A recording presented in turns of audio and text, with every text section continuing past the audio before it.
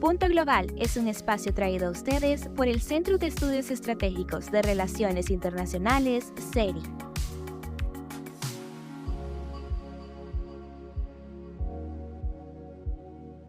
Bienvenidas y bienvenidos a un nuevo episodio de Punto Global. Soy Guillermo Espina, director académico del CERI, y como cada semana los acompaño para analizar lo que pasa en el mundo. Y en el día de hoy me acompañan como voluntarios del CERI Carla y Estefano. Hola Carla, ¿cómo estás? ¿Qué tal todo? Hola, buen día, ¿cómo están, Guille? ¿Cómo estás, Estefano? Por acá está todo más que bien. Y hola Estefano, ¿cómo estás? ¿Cómo te encuentras? Un gusto que estés aquí en Punto Global. Hola Guillermo y hola a toda la audiencia, un saludo por allí, espero que se encuentren muy bien y bueno, es un honor estar participando por primera vez de este podcast.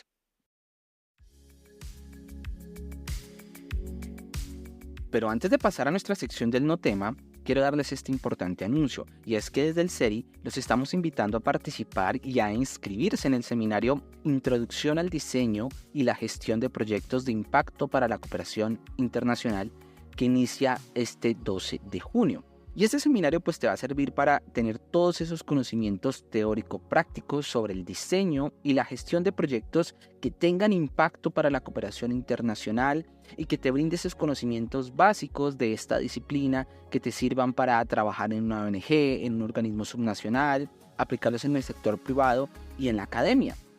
Este seminario va a constar de 4 sesiones vía Zoom que se darán los días miércoles en las tardes en las fechas del 12, 19 y 26 de junio y 3 de julio. Entonces, si quieres inscribirte en el Seminario Internacional Introducción al Diseño y la Gestión de Proyectos de Impacto para la Cooperación Internacional, te dejo el enlace en la descripción de este episodio de Punto Global.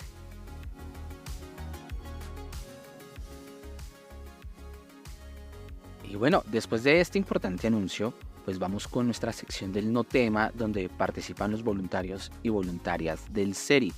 Y bueno, Carla, ¿qué nos traes de no tema esta semana?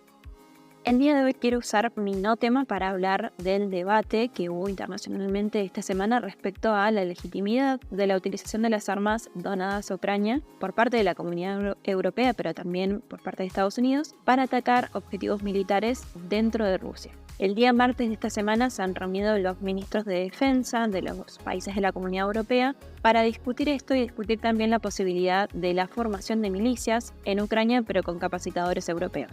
¿Por qué se debaten estos dos temas?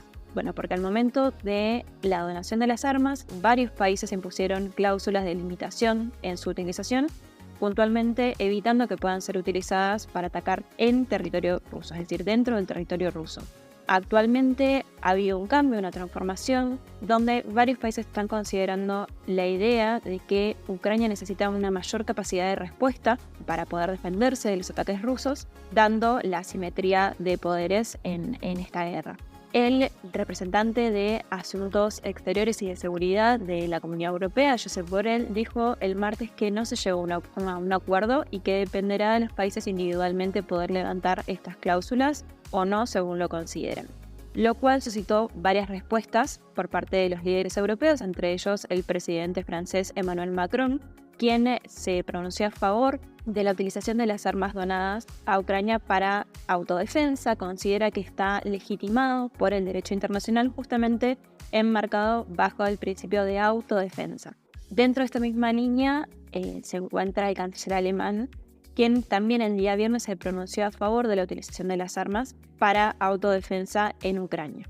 También tuvimos la respuesta de Joe Biden, quien terminó aceptando la utilización de las armas donadas por Estados Unidos a Ucrania, pero dentro de ciertos límites, limitándolo puntualmente al área de Kharkiv, desde donde se han recibido o se han disparado, se han lanzado varios ataques hacia Ucrania, que, digamos, consideran los líderes europeos que se oponen a esta idea. Bueno, creen que tanto la formación de milicias como la utilización de las armas donadas por Europa para atacar territorio ruso pueden generar una ampliación y una escalada del conflicto que debería ser evitado. Por eso es que plantean no levantar estas cláusulas. Seguramente la próxima semana tendremos también nuevos pronunciamientos de los estados faltantes respecto a su autorización o denegación de la utilización de sus armas en ataques al territorio ruso. Bueno, Carla, muchas gracias. Y Estefano, aquí haciendo su debut en Punto Global, ¿qué nos traes como no tema? Bueno, mi no tema de la semana tiene que ver justamente con el supuesto hallazgo de Rusia del yacimiento petrolífero más grande del mundo en la Antártida. Seguramente esta noticia dará que hablar en un futuro, pero actualmente la Cámara de los Comunes del Reino Unido reveló justamente información clasificada de que Rusia habría estado realizando distintas operaciones de mapeo y de sondeo geológico en la zona del Mar de Weddell y justamente también de la península antártica, y allí habría llegado a la conclusión de que habría encontrado el reservorio más grande del planeta, alcanzando más o menos las 500.000 millones de barriles de petróleo aproximadamente. Para poner justamente en datos qué significa esto, bueno, justamente la cantidad de estas millones de barriles de petróleo significa 30 veces más que las reservas de vaca muerta que se encuentran en Argentina. También 180.000 millones de barriles más que los que se encuentran en las reservas de Arabia Saudita, que es la más grande del mundo, y 10 veces más que toda la producción del Mar del Norte en 50 años. Ahora bien, la problemática pasa por el lado de que justamente los territorios en donde se podría estar encontrando este reservorio de petróleo tiene que ver con que tanto Argentina, Chile y Reino Unido disputan la soberanía de esa parte de la Antártida. Si bien el Tratado Antártico, que se rige desde 1959, declara que ningún país puede apropiarse de un sector de la Antártida, allí existen diferentes bases científicas y militares para el apoyo de la logística que se encuentran estudiando los diferentes climas, recursos naturales y cuestiones varias que tiene la Antártida. Justamente una de las cuestiones de principal problema con el Tratado Antártico es que Rusia buscaría no tener fines ni científicos ni tecnológicos en la zona, sino tendría fines extractivistas y también con la idea de tener intenciones comerciales e incluso militares para abastecimiento de sus tropas. Algo que, como decíamos, está terminantemente prohibido en el Tratado Antártico y también en el Protocolo de la Protección del Medio Ambiente. Es por esto que en los diferentes países que justamente se debaten la soberanía de cara al fin del Tratado Antártico en el 2048, tenemos que, por ejemplo, el Reino Unido ha estado tratando el tema en el Parlamento, la Argentina prefirió guardar silencio público por el momento, pero se había confirmado que justamente el gobierno anterior sabía que en el 2020 Rusia venía investigando, y mientras que Chile se opuso a cualquier explotación en la Antártida y justamente afianzó esta idea de trabajar por la paz y velar por los intereses científicos y la cooperación en esa zona. Mientras que obviamente el principal beneficiado, que sería Rusia, guardó silencio también y no dio declaraciones ni oficializó esta información. Bueno, muy interesantes estos no temas que tenemos y que seguramente podemos profundizar en algún episodio de Punto Global. Entonces vamos ahora con nuestro tema de la semana.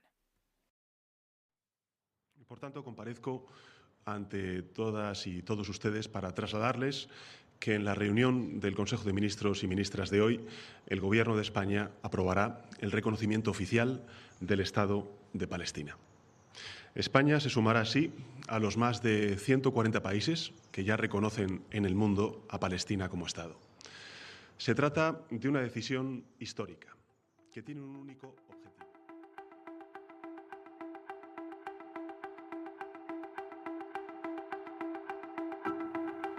El pasado 28 de mayo, España, Irlanda y Noruega han tomado la decisión de reconocer formalmente al Estado de Palestina.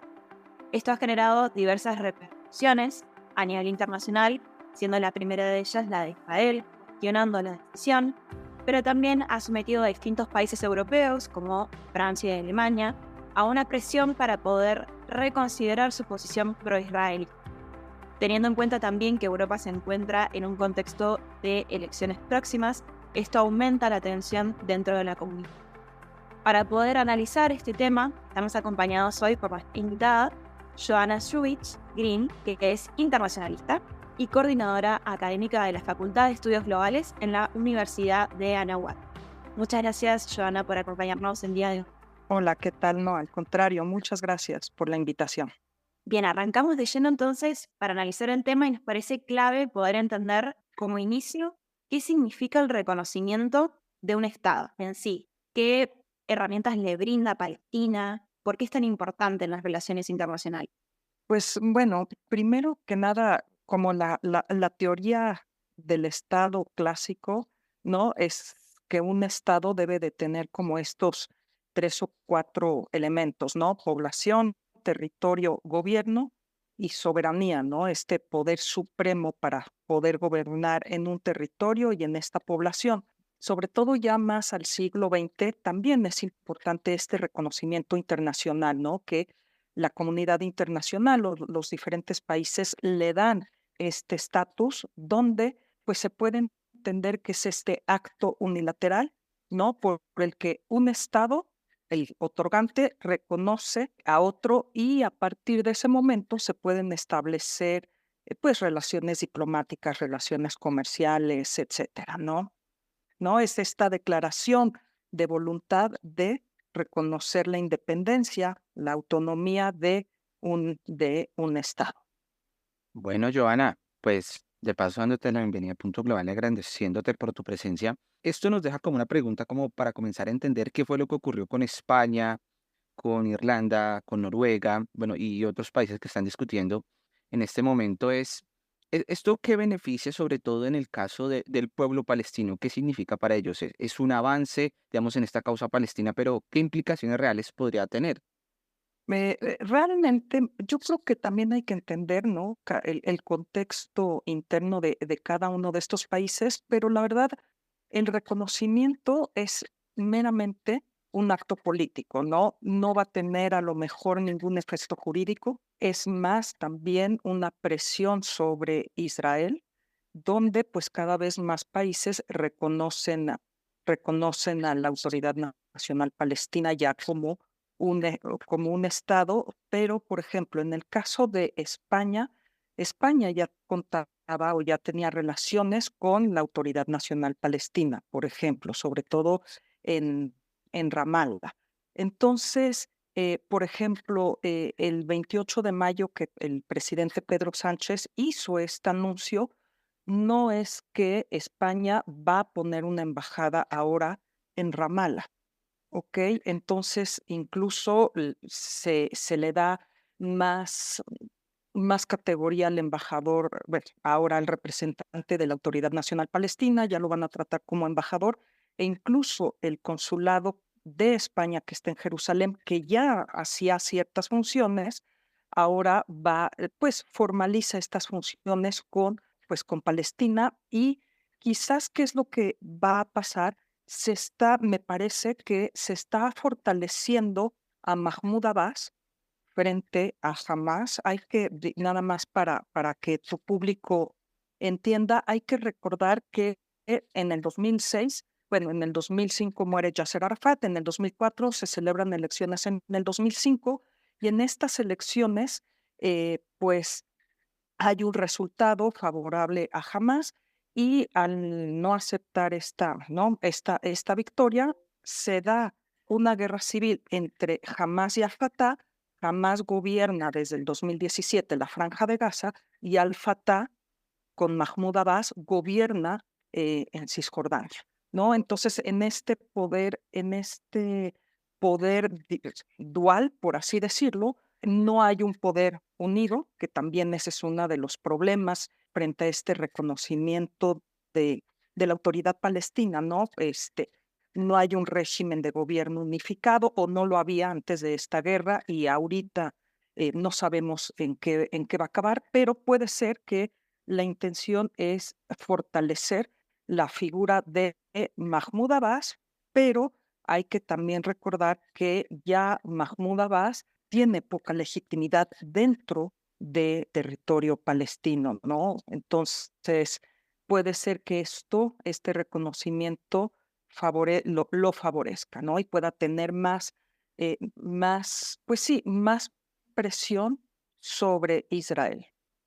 Joana, retomo algo que decías recién, ¿no? Que el reconocimiento es siempre un acto principalmente político. En ese sentido, ¿qué explicación le das vos a esta decisión, digamos, esta coyuntura en la que España puntualmente decide reconocer ahora a Palestina? Yo pienso que hay una parte de coyuntura interna de España. Hay que recordar que el presidente español está ahorita también sufriendo depresión en el sentido que tiene, pues, hay una acusación de corrupción y malos manejos sobre su esposa. Incluso se dio, ¿no? Se dio un tiempo para pensar si continuaba o no en el gobierno.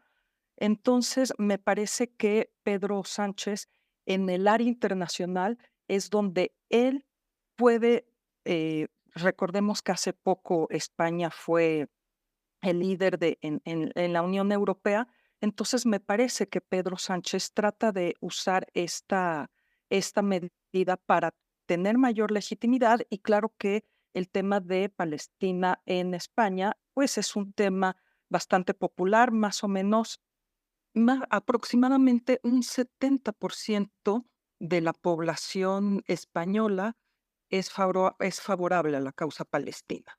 Entonces, hay que recordar, ¿no?, que el presidente Pedro Sánchez, pues por un lado tiene esta presión por las acusaciones en contra de su esposa. Y también tenemos ahora también se está aprobando pues esta amnistía que le está dando, ¿no? Que se está dando en Cataluña, pues para poder sostenerse en el gobierno, ¿no? Entonces también son, me parece, factores internos que se están dando al interior de España. Bien, entonces tenemos a Pedro Sánchez, digamos, interviniendo como una herramienta también de política interna, no solo de política exterior, para fortalecerse. Pero hay otros países que entran en juego y tenemos a Irlanda, tenemos a Noruega aprobando, digamos, este reconocimiento a Palestina, pero por otro lado tenemos a Dinamarca, que decide rechazar este reconocimiento. Países que aún no reconocen a Palestina dentro de la Comunidad Europea.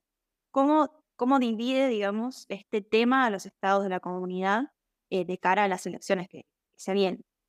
La verdad, son varios factores, ¿no? Digo, por ejemplo, también en el caso de España, durante todo el gobierno de Franco no hubo relaciones, no se reconoció al Estado de Israel. El caso de Irlanda es, es también un poco, ¿no? Es un poco complejo, incluso en algún momento podría decirse que Israel tomó como ejemplo el caso de Irlanda. Sin embargo, Irlanda desde tiempo atrás decidió solidarizarse con la causa palestina. Entonces, por eso, yo creo que también hay varios factores. Voy a poner también un antecedente. Muchos de los países europeos que reconocen al Estado palestino lo hicieron mientras eran parte de la Unión Soviética. ¿Ok? El caso, por ejemplo, de Hungría es un caso que hoy por hoy lo reconocen a finales de los años 80, pero una vez que logran la independencia, por ejemplo, Hungría actualmente votó en contra de este reconocimiento, aunque ya está dado, ¿no? Entonces, eso es por un lado. Por el otro lado, hay que entender que en muchos de estos países hay mucha población árabe musulmana dentro de países, ¿no?, como Alemania, como Francia, donde también no quieren tener ningún problema con estas poblaciones. Entonces, la causa, ¿no? La causa palestina muchas veces es presión para que estas poblaciones no haya problemas, no haya manifestaciones. Entonces, pues empiezan a reconocer al Estado palestino para bajar la presión y no tener tensión con estas poblaciones. Hay algo que me parece a mí muy interesante y a la vez que es como un poco enigmático, porque cuando uno mira el mapa de países que reconocen a Palestina, pues se da cuenta que casi el planeta entero reconoce al Estado palestino. De las cuestiones por qué esto significa un avance, digamos, o por qué falta ese norte global que no ha reconocido al Estado palestino. Si tú te fijas, efectivamente, ¿no? La mayoría de los países que han reconocido a Palestina, pues es este llamado sur global. También esto tiene mucho que ver con varias cuestiones, ¿no? Por un lado, en un contexto, en un primer lugar, ¿no? De Guerra Fría, sabemos que Estados Unidos, pues es el principal aliado del Estado de Israel. Países también como, bueno, como Francia, como actualmente, como Alemania, eh, no han sido, Francia ahí con sus bemoles, han sido aliados del Estado de Israel. También, pues, muchos países también occidentales, también quizás han apoyado a veces a la causa palestina para no tener, por ejemplo, problemas con los países árabes, que son los que tradicionalmente les han, por ejemplo, vendido petróleo o gas. Entonces, de verdad es bastante complejo y me parece que hoy, por la coyuntura a partir de este atentado terrorista del 7 de octubre y la guerra que se lleva a cabo entre Israel y Hamás, pues hay un contexto más favorable para apoyar, para apoyar la creación de este estado palestino, ¿no? Y ligado con, pues, con esta idea de que la solución va a venir a partir de la creación de dos estados, ¿no? Dos estados para dos pueblos, que pues ya es una solución que se planteó desde 1947. Se creó el Estado de Israel, ahora hay que crear el Estado palestino, y me parece que cuando las negociaciones se han estancado y como vemos hoy en día, eh, también Mahmoud Abbas, ¿no? En años anteriores, en el 2011, en el 2012, utiliza estas declaraciones unilaterales o trata de presionar a través de las Naciones Unidas, pues esta idea de reconocimiento de Palestino para obligar a Israel a sentarse a negociar, ¿no? Entonces, que también hay que ver que la creación del Estado palestino tiene que ser un estado, ¿no? Viable, ¿no? Que cuente con todos los elementos para que no sea un estado fallido. Y, y al final, por ejemplo, si estos países se encuentran con el problema de qué territorio reconocen, ¿no? Entonces, se reconocen este territorio de 1967, antes de la guerra de los 6 días, pero este territorio ya ha cambiado. Tenemos que, sobre todo, y más que nada ya en Cisjordania, pues hay una cantidad muy grande de asentamientos de israelíes. Entonces, en el momento en el que se dé este reconocimiento, no se acaban solucionando los problemas de fondo. Bien, y parece haber también en este contexto internacional un Netanyahu que enfrenta a 146 países, que son ahora los que reconocen a Palestina, ¿no? Que sigue con este discurso de, digamos, de lucha contra el terrorismo, de no reconocimiento absoluto. Entonces, Netanyahu puede ahora, por ejemplo, realizar amenazas sobre cortar relaciones diplomáticas, pero eso conduciría a Israel a un virtual aislacionismo, podríamos decir. Entonces, ¿cómo puede seguir Israel de acá en adelante sabiendo que lo que se viene es una presión internacional cada vez mayor para el reconocimiento del Estado de Palestina frente a un Netanyahu que no desea ningún tipo de acuerdo? Yo creo que también Netanyahu cada vez está más presionado, tanto a nivel interno y a nivel externo, además de todos estos reconocimientos que hay que también decirlo, lo que Israel también sostiene es que esto, decir que ahora se reconoce al Estado palestino, es decir que finalmente el terrorismo triunfó, ¿no? Es lo que argumenta Israel de eh, ya jamás y con estos hechos que produjo jamás logró lo que, pues logró una presión que igual hay que decir, ¿no? Jamás no es que atentó hizo este acto terrorista, no lo hizo para que hubiera un reconocimiento, nunca en sus reivindicaciones, nunca dijo que quería lograr un Estado palestino, más bien decía que quería borrar el Estado de Israel, ¿no?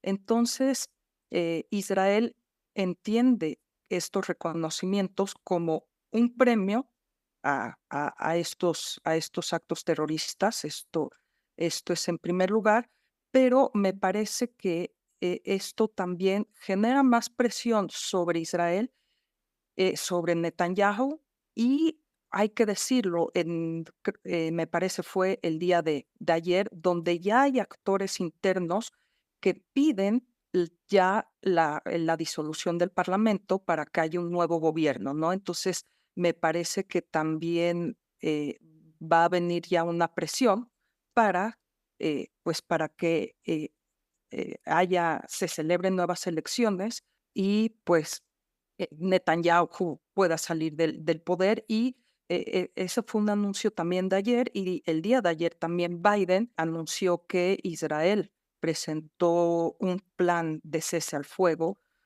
a Hamas, ¿no? Y Hamas lo recibió ahí con mediador sobre Qatar. Entonces, para que ya haya un cese al fuego y una vez que llegue el cese al fuego, que se establezcan las condiciones, quizás se dé el escenario o el contexto para que se puedan iniciar negociaciones auspiciadas también por la comunidad internacional para que se pueda ya dar finalmente pues una solución ya de fondo a este conflicto que lleva más de 70 años, ¿no? Doctora Joana, y hay algo que yo quisiera ver como para nuestros oyentes saber cómo lo conectan, y es, por ejemplo, que a inicios de este mes de mayo vimos que la Asamblea General de las Naciones Unidas le dio como un reconocimiento al Estado palestino, siendo, yo si no estoy mal, anteriormente, en ese anterior, está reconocido como Estado no miembro. También Exacto. podrías aclararnos ese término, pero ¿cómo se relacionan esos avances en las Naciones Unidas con estos reconocimientos de estos estados desde tu punto de vista? No, claro, por supuesto que todo, ¿no? Todo se relaciona y bueno, en esta votación que fue, ¿no? Que fue en abril, ya la mayoría de los países votó a favor. Digo, ya desde el 29 de noviembre del 2012, la Asamblea General de Naciones Unidas, ¿no? Su resolución 67-19 le concedió a la Autoridad Nacional Palestina la condición de Estado observador, no miembro, ¿no? Como el estatus que tiene el Vaticano, pero hay que dejar claro, cuando hablamos de Estado observador no miembro, es a la Autoridad Nacional Palestina, es decir, a la parte de Mahmoud Abbas, no de la franja de Gaza. ¿Qué significa ser Estado observador no miembro? Es tener quizás más derechos, más facultades, como por ejemplo, ¿qué significa? Desde el 2012 ya la Autoridad Nacional Palestina pues puede participar en sesiones de la Asamblea General de las Naciones Unidas. Por ejemplo, no tiene derecho a voto, pero sí puede intervenir en los debates, presentar sus posiciones, su posicionamiento, participar en diferentes comités, en diferentes conferencias. Por supuesto, esto desde el 2012 y con esta votación, pues se refuerza la participación, aumenta su visibilidad, aumenta su legitimidad internacional, tiene también acceso a información, a recursos de Naciones Unidas, por ejemplo, tiene acceso a mayores recursos de asistencia, de ayuda humanitaria y pues por supuesto se convierte en una plataforma pues para promover sus intereses y para sensibilizar aún más a la comunidad internacional. Entonces también puede, ¿no? Le ayuda a fortalecer y a establecer relaciones diplomáticas con otros estados, con otros organismos internacionales. Aquí el problema es que el artículo 4 de la Carta de Naciones Unidas dice que pueden ser miembros de las Naciones Unidas, además de aquellos estados amantes de la paz y que cumplan con todas las obligaciones de la ONU y que acepten estas obligaciones, pero la admisión de los estados se va a efectuar por decisión de la Asamblea de las Naciones Unidas, pero a recomendación del Consejo de Seguridad de Naciones Unidas. Entonces, ahí está el problema porque es el Consejo de Seguridad quien debe de recomendar a la Asamblea para que se pueda reconocer o se pueda aceptar un nuevo Estado. Y, por supuesto, ahí tenemos el veto de Estados Unidos, que sabemos que son 5 estados en el Consejo de Seguridad que tienen este derecho de veto y hay 10 estados no permanentes que se van rotando aproximadamente cada 2 años, pero aunque estos 10 estados voten a favor, si hay un veto de los estados permanentes, esta recomendación pues no pasa frente a la Asamblea General de Naciones Unidas, que es lo que pasó en las últimas semanas. Por eso no se le dio el estatus de estado, un miembro más de Naciones Unidas. Vuelve a aparecer una y otra vez la figura del Consejo de Seguridad y esta virtual parálisis que podrían decir algunos autores que tiene.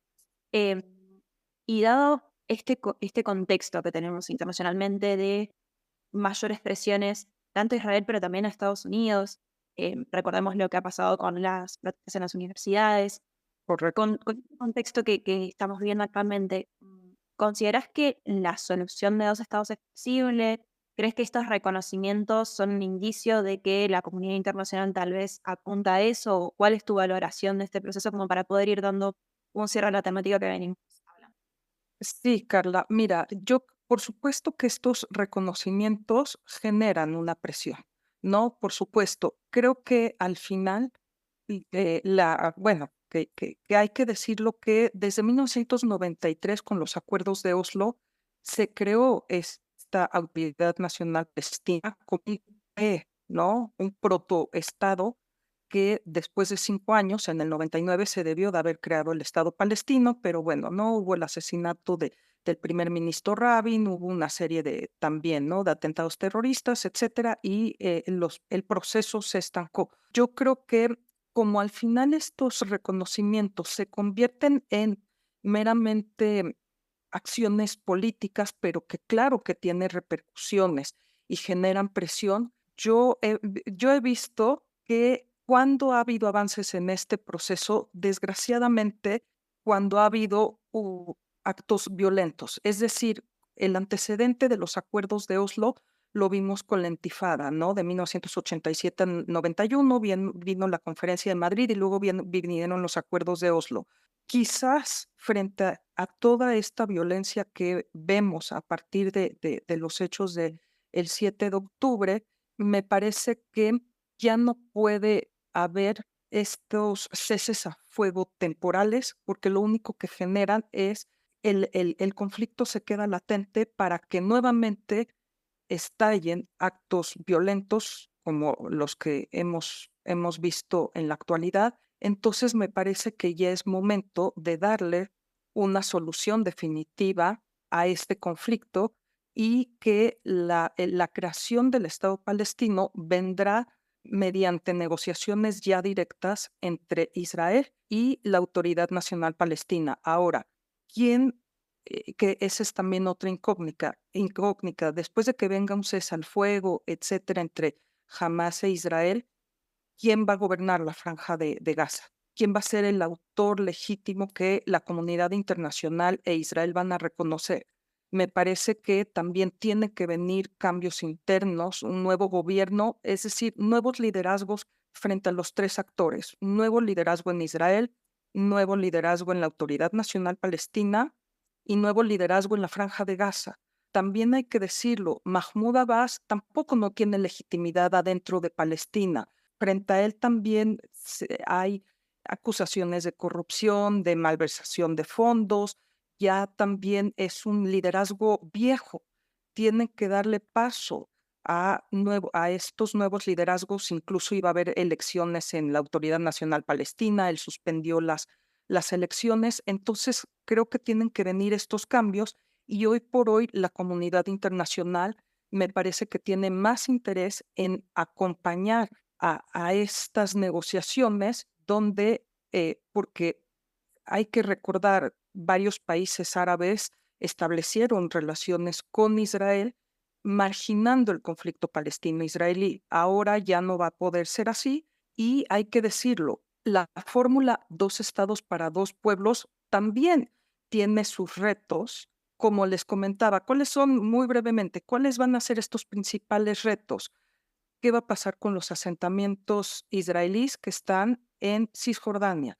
¿Qué va a ser el próximo Estado palestino? Israel, ¿cómo va a garantizar la seguridad de Israel? ¿Va a tener que ser un Estado desmilitarizado? Después, económicamente tiene que ser viable. Es un territorio que está fraccionado. ¿Cómo se va a unir? El tema de los refugiados y también ahí el tema de que ambos dicen que la capital va a ser Jerusalén, que me parece que puede haber soluciones para la mayor, porque ya ha habido propuestas para cada uno de los temas, el tema de la distribución de agua, etcétera. Me parece que el principal problema, Carla, va a ser el de los asentamientos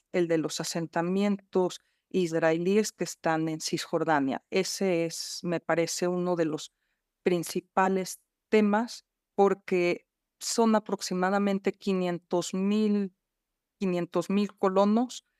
¿Qué primer ministro o ministra políticamente va a dar el paso para evacuarlos? Políticamente, en el momento que haces eso, el primer ministro, primera ministra, lo tira en Israel, ¿no? Entonces, yo ahora estoy haciendo mi tesis doctoral, donde, tomando en cuenta, obvio, antes en un escenario pre-7 de octubre, yo planteaba la creación de una confederación palestino-israelí para solucionar el tema de los asentamientos. Entonces, hoy por hoy, me parece que todas las propuestas se tienen que poner sobre la mesa y realmente ya dar una solución seria, y donde la comunidad internacional va a jugar un papel, pues, determinante, y pues también hoy por hoy se tiene que reconstruir la Franja de Gaza y para eso también los recursos vendrán de la comunidad internacional, ¿no? Perfecto, Joana. Me quedo con esta reflexión de la necesidad de cambios en los liderazgos, cambios también en cómo enfrenta la comunidad internacional los problemas a través del ONU, por ejemplo, del Consejo de Seguridad, de la Asamblea General. Así que te agradecemos muchísimo por tu participación, por habernos dejado a nosotros y a nuestros oyentes tan claro la importancia de este reconocimiento y sus implicancias también, y esperamos poder tenerte en otro momento acompañándonos en el podcast. Claro que sí, al contrario. Muchísimas gracias a ustedes y saludos a su público.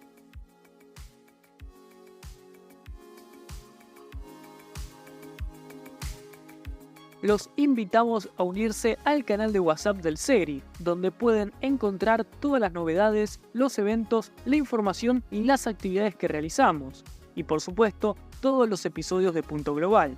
El enlace lo encuentran en la descripción del episodio. Además, los invitamos a participar de la siguiente encuesta.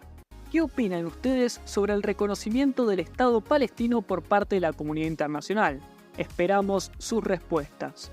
Recuerda que también puedes encontrar Punto Global en tu plataforma favorita de podcast.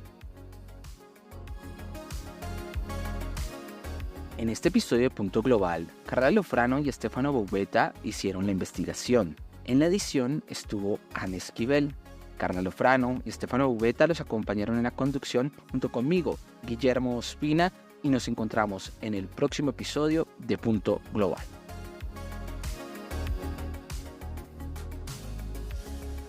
Recuerden que pueden encontrarnos en las distintas redes sociales. En Instagram como Seri.global, en Facebook como Seri Global, en Twitter o X @Seri6 y en la web en www.seriglobal.org.